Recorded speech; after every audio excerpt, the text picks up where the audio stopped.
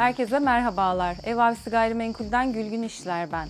Bugün Kuşadası'nın tam da kalbinde en nezih sitelerden birisi olan Adalılar sitesindeki bu güzel villa ile buluşturuyoruz sizleri. Öncelikle şunu belirtmek istiyorum. Bizi tüm sosyal medya kanallarımızdan takip edebilirsiniz. Ev Avcısı YouTube, Ev Avcısı Kuşadası YouTube kanalımızdan, Instagram, Facebook, TikTok her türlü sosyal medya kanalından bizi takip edebilirsiniz. Ayrıca tüm ilanlarımıza evavcısı.com'dan da ulaşabilirsiniz. Evet, bugün dediğimiz gibi Kuşadası'nın kalbinde bulunan bu müstakil yaşam sunan villayı sizlerle buluşturuyoruz. Lokasyon olarak Kuşadası merkezde bulunuyoruz ve her yere yürüme mesafesindeyiz. Marinaya, merkeze yaklaşık 1-2 kilometre yürüme mesafesinde bulunuyoruz. Her türlü imkanınız burada mevcut. Burası Kuşadası'nda eskiden beri çok tercih edilen nezih bir site. Evimizden şöyle bahsetmek istiyorum, öncelikle size ufak bir bahsetmek istiyorum. Toplamda 4+1, 2 katlı bir de çatı katımız var. Çatı katımızda da bir odamız, banyolu bir odamız ve küçük bir teras alanımız var. Birazdan evimizin içinde dolaşırken bunların hepsini sizlere ayrıntılı olarak anlatıyor olacağım. Ev son derece ferah, gerçekten bolca ışık alıyor. Gün ışığını her yerden bolca alıyorsunuz. Bu evin en güzel özelliklerinden biri. Girdiğiniz gibi böyle ferah bir salonla, mutfakla karşılaşıyorsunuz. Öncelikle bahçeden başlamak istiyorum. Şöyle bir bahçeyi dolaşalım. Şimdi evimizin 2 tane girişi var. Burası site içerisinden. Araçla isterseniz site içerisinden buradan da girip evinize giriş yapabilirsiniz. Direkt giriş kapımıza geliyoruz. Burada önde giriş kapımızın bölümünde burası mutfağa denk geliyor ve yine burada küçük bir terasımız var ve bahçemiz var. Bahçe bu şekilde evin etrafından dolaşıyor ve salon kısmındaki ön bahçeye doğru devam ediyorum şu anda. Evimizin bolca ışık aldığını, gün ışığını aldığını söylemiştim. Her tarafta pencerelerimiz var ve bolca gün ışığını alıyoruz. Evet, burası da evimizin diğer giriş tarafı. İsterseniz buradan da giriş yapabilirsiniz. Ayrıca bir otopark alanımız, yani size özel bir ayrılmış otopark alanı olmasa da araçlarımızı park etmek için çok müsait alanlarımız var burada. Teras alanlarımızda pergoleler mevcut. Burası salondan çıktığımız bölüm ve salondan çıktığımızda kullanabileceğimiz teras alanımız burası. Evet, bu taraftan da çam ağaçlarının olduğu bir caddemiz ve sokağımız var burada. Üniversite Caddesi'ne doğru çıkıyor. Devlet Hastanesi de bu arada çok yakın. Her türlü hastane, alışveriş, restoran, sahil, bütün imkanlarınız burada mevcut. Evet, burada da bir barbekü alanımız mevcut. Burada yine ızgaranızı yapabilirsiniz. Bu tarafa geldiğimiz zaman şurada küçük bir depolama alanı oluşturulmuş. Burada da gene ıvır zıvırlarınızı koymak için küçük bir depolama alanımız mevcut bu tarafta. Tüm kapı ve pencerelerimizde de ferforje korkuluklarımız mevcut. Bunlar beyaza boyanmış. Genelde siyah görürüz. Beyaza boyanmış. Bence evin dokusuyla çok daha uyumlu. Ev yarıya kadar kayrak taşıyla döşenmiş. Güzel, çok sevimli bir yapısı var gerçekten. Hani alıştığımız böyle modern villalar gibi değil ama bu evlerin ruhu var. Bu semtin ruhu var. Burada yaşayanların bir ruhu var. Gerçekten çok nezih bir yer burası. Çok güzel bir yer. Buranın enerjisi bize iyi geliyor. Çam ağaçları var. Şehrin merkezindesiniz. Her yere yürüme mesafesindesiniz. Bunları özellikle vurguluyorum ki burası, şunu da söylemek istiyorum. Özellikle hem yaşamaya uygun hem de yatırımlık, sürekli kira artış değerinin olduğu ve satış değerinin yükseldiği bir yer. Bunu da özellikle sizlere söylemek istiyorum. İsterseniz yatırımlık, isterseniz de kendiniz yaz-kış yaşamak için burayı tercih edebilirsiniz. Bu arada evin tam önünden de toplu ulaşım araçları geçiyor. Bunu da belirtmek istiyorum. Pergole olduğunu söylemiştim. Pergoleden yağmur suları burada, yerde ızgaralarımız var. Hiçbir şekilde sular toplanmıyor ve ızgaralardan rahatlıkla gidiyor. Terası yıkadığınız zaman da buradan sular gidiyor. Evet, burada ortada da bir çeşmemiz var. Bahçeyi yıkamak için buradan hortumunuzu takıp rahatlıkla bahçe yıkamak için kullanabiliyorsunuz. Bu arada bahçenin otomatik sulama sistemi mevcut. Yani özellikle alıp hortumla sulamanıza gerek yok. Sulama sisteminiz mevcut. Şu anda yaşanmadığı için tabii çok yeşermiş durumda, bakımlı durumda değil. Ayrıca meyve ağaçlarımız da var. Burada bir nar ağacımız var. 2 tane hatta. Çok da güzel oluyor narları. Çam ağacımız da var. Evet, ön tarafta da yine begonvilimiz ve çeşitli ağaçlarımız var. Evet, giriş kapısına doğru geliyorum. Evlerimiz aslında ikiz yapıda. Ancak hiçbir şekilde ikiz ev gibi değil. Bizim kendimize ait 320 metrekare yaklaşık bahçe payımız mevcut ve giriş çıkışlarımız tamamen bize ait. Ortak bir girişimiz yok. Yani ev ikizmiş gibi değil. Bu konuda da içiniz rahat olsun. Tek müstakil bir ev havasında diyebilirsiniz buraya. Evet, giriş kısmımızda da pergolemiz mevcut. Evimizde çok güzel tadilatlar yapılmış. Çok modernize hale gelmiş bu arada. Kapımız bizim çok hoşumuza gitti. Evet, şimdi bu kapıdan girişimizi yapıyoruz. Evet, evimize giriş yaptık. Burada bir koridor alanı bizi karşılıyor. Sol tarafında küçük bir misafir tuvaletimiz var burada. Hani yukarı inip çıkmanıza günlük yaşamda gerek olmadan buradaki misafir tuvaleti sizi işinize çok yarayacak. Burada küçük bir vestiyer alanımız mevcut. Daha sonra buradan yukarıya doğru çıkacağız. Evet, evin en güzel kısmına doğru geliyorum. Yani girdiğim gibi bu ferahlık gerçekten muhteşem. Eski malikaneler tadında burası bence. Yani dikdörtgen, kare bir yapıda değil, böyle alışılmış yapıda değil. Böyle girintiler, çıkıntılar var. Evin yapısı, mimarinin yapısı bence çok güzel. Bu girintiler, çıkıntılar bile çok keyifli ve burada mobilyaları dizayn etmek, buraya yerleştirmek de çok keyifli. Mutfak o tarafta olduğu için bu alana çok güzel büyük bir yemek masası koyabilirsiniz. Üzerine de çok güzel bir sarkıt avizeyle birlikte şu pencerenin yapısıyla birlikte çok şık olacak bence. Evet, oturma alanımız da bu şekilde dizayn edilecek. Çünkü burada bir şöminemiz var. Televizyon kısmı şu anda tabii Aysun'un arkasında kalan kısmı diye düşünüyorum. Televizyon altyapılarımız da orada zaten. Buraya çok güzel bir oturma alanıyla evet kışın çok keyifli olacaktır. Bolca ışık alıyor dedik evimiz. Bakın her tarafta pencereler ve camlar var. Bolca gün ışığını alıyorsunuz. Dışarıda çam ağaçları ve pergole olmasına rağmen evimiz o kadar aydınlık ki hiçbir şekilde evin ışığını hiçbir şey kesmiyor. Salon kısmından mutfak kısmına doğru geçiyorum. Burada bakın bir kapı ile mutfak ayrılmış. İsterseniz kapatabilirsiniz. Çok güzel, şık bir raylı sistem kapımız var. Buradan mutfağa geçiyorum. Evet. Çok güzel dikdörtgen bir mutfağımız var. Sağlı sollu tezgahlarımız var. Buradaki iş yaparkenki rahatlığınız son derece güzel bence. Ocağınız, davlumbazınız, fırınımız bu tarafta. Burada yine çok güzel bir tezgahımız var. Tezgahta aydınlatmalarımız var. Kahve ve çay makineleriniz, bardaklarınız burada çok şık duracaktır diye düşünüyorum. Yine burada bir penceremiz mevcut. Bolca ışık alıyor ve en sevdiğim şeylerden biri de evet lavabonun başındaki penceremiz. Buradan da yine yeşilliğe, bahçemize doğru bakıyoruz. Burada bir bulaşık makinemiz var. Ankastre, bu arada bunlar kalıyor evde.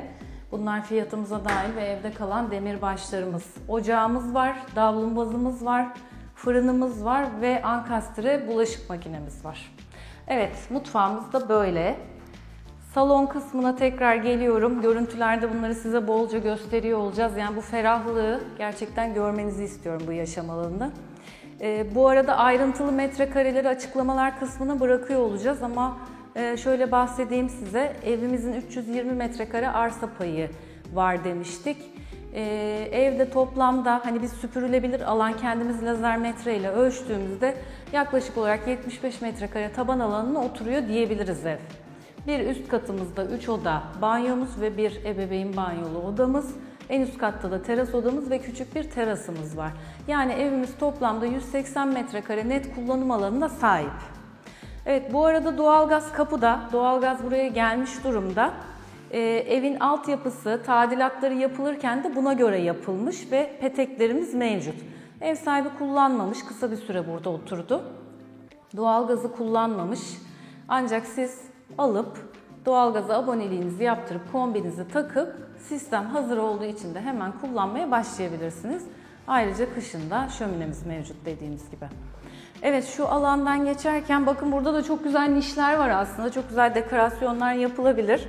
Burada merdiven altında da bir depolama alanımız mevcut. Buraya da epey bir herhalde eşya fazlalıklarınızı koyabilirsiniz. Evet. Şimdi yukarıya doğru devam ediyorum. Basamaklarımız ahşap hale getirilmiş tadilatta. Normalde mermermiş, sonradan ahşap yapılmış. Üst kata geldiğimiz zaman da burada güzel bir koridor alanımız var ve bu koridor alanının etrafında 3 tane odamız ve bir banyomuz mevcut. Şimdi en geniş ve en güzel odamıza giriyorum. Bu odanın metrekaresi muhteşem. Yanılmıyorsam 22 metrekare falan ölçmüştük. Artı bir de banyosu var. Toplamda banyosuyla birlikte bir 30 metrekare bir odamız var burada. Çok da ferah. Buradan çam ağaçlarına bakıyorsunuz.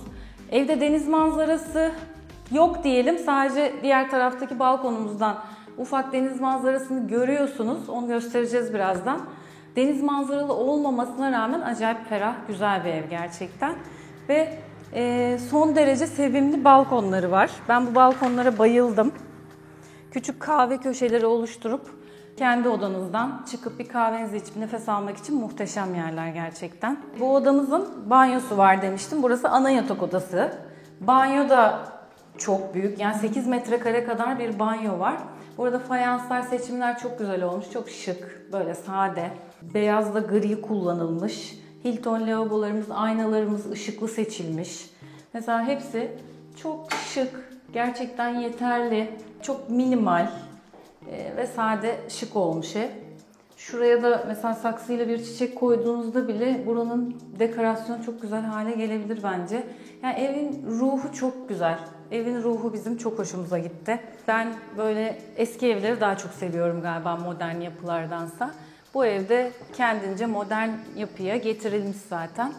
İkinci odamıza geliyorum. Bakın ikinci odamızda da çok küçük, güzel, sevimli bir balkonu var. Bu odamızda metrekare olarak en küçük odamız. Yaklaşık herhalde 10 metrekareydi.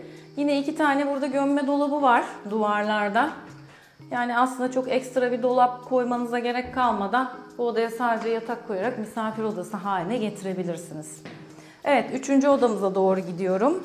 3. odamıza geçmeden banyoyu göstereyim size. Burası ana banyo.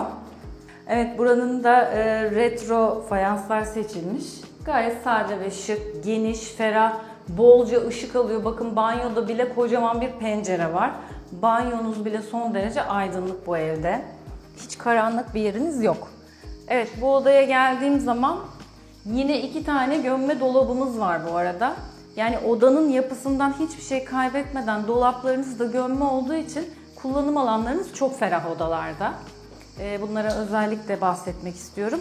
Evet, en güzel balkonlardan biri burası. Benim çok hoşuma gitti. Çam ağaçlarını görüyorsunuz ve denizi az da olsa buradan bugün deniz nasıldı demek için görebildiğiniz bir manzara. Denizi görüyoruz. Şu aradan da çam ağacı biraz kapatsa da limanı görebiliyoruz. Gemilerin yanaştığını görebiliyoruz. Evet, evler çok düzenli, site çok düzenli, çok nezih, çok ferah. Kimse birbirini rahatsız etmiyor. Komşuluklar son derece iyi. Bu konuda içiniz rahat olabilir ki bunu gelip kendiniz de gördüğünüzde anlayacaksınız. Evet, şimdi üst kata doğru devam ediyorum. Çatı odası ve terasımıza bakacağız.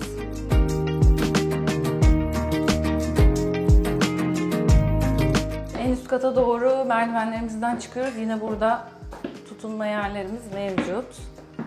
Evet, bu tarafta teras var. Birazdan oraya da bakacağız.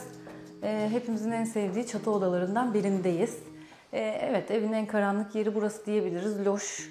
Burada yine penceremiz var. Bolca ışık alıyor aslında.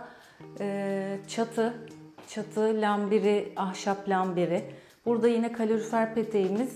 Evet, burada da yine küçük bir kiler alanımız var. Burada da sevimli küçük bir tuvaletimiz mevcut. Şöyle gösterelim. Burası küçük bir yaşam alanı aslında. Bir kişiye ait küçük bir yaşam alanı diyebiliriz. Odası, tuvaleti. Burası da çok güzel bir teras. Hani ben burayı ne olarak düşündüm? Evden çalışıyorsanız aslında burası tam sizin çalışma katınız olabilir. Burası da dinlenme terasınız. Buraya bile çalışma masası koyabilirsiniz. Aslında evimiz deniz manzaralı değil dedik ama denizi görüyoruz aslında üst katlardan. Ama tabii ki de full deniz manzaralı demek istemiyoruz. Biz sizleri yanıltmak istemiyoruz.